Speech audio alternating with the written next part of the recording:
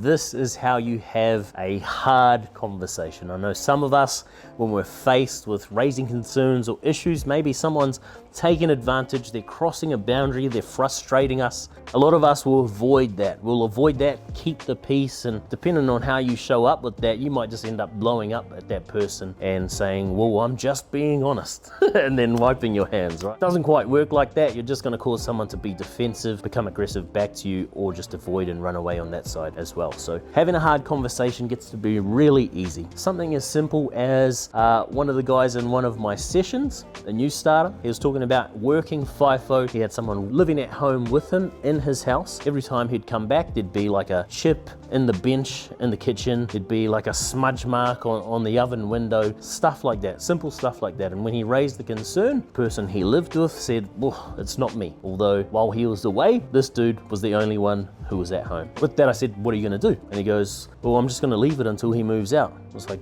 bro, but he could be there 6 months. He could be there 12 months. You can't wait 12 months for him to move out while this frustration builds and turns into resentment, right?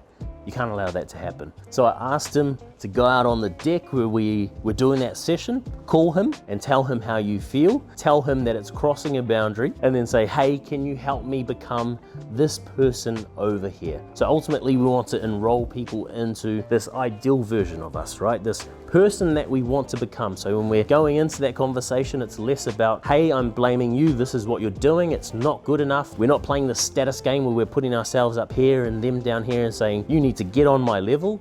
It's more a case of marketing and understanding that every message that you present, you have to market it to them on their level so we get their buy-in. Enroll them into the vision of who we want to become, then they feel like they're helping us, right? They don't feel like they're being attacked. And with that person is more likely to change because we're not saying, hey, you stop doing this, start doing this, otherwise you're shit. We go to that place of blaming, pushing it all away, and then that person becomes defensive and that relationship has that element of frustration and over time, resentment. So if you don't know where to start, threat state versus safe state, go back to the past video, learn how to regulate yourself. It's going to be really important before you sit down with that person. Understand the facts. What are they doing?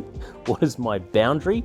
And how are they crossing that boundary? Identify who you want to become and how they can help you become that person. And then sit down and have that conversation and be open to how they respond. It's really important that we go into these conversations, hard, awkward, tense conversations, especially where we're raising a concern, an issue with someone. We go into that with no expectation around how they respond. How they respond is up to them. It's not up to you. So if you go in with an expectation and they let you down, there's that frustration, there's that resentment, and that's going to derail the whole intention behind it, which is building that capacity to challenge that feeling of, ugh, I don't want to have that conversation. I don't want to talk to that person. I don't want to raise that issue. I'm just going to be a people pleaser and let that stay there. Take those steps. If you need any more tips, any more information about having hard conversations, especially if it's something specific, deep, or traumatic for you, then please message me and I'll respond back.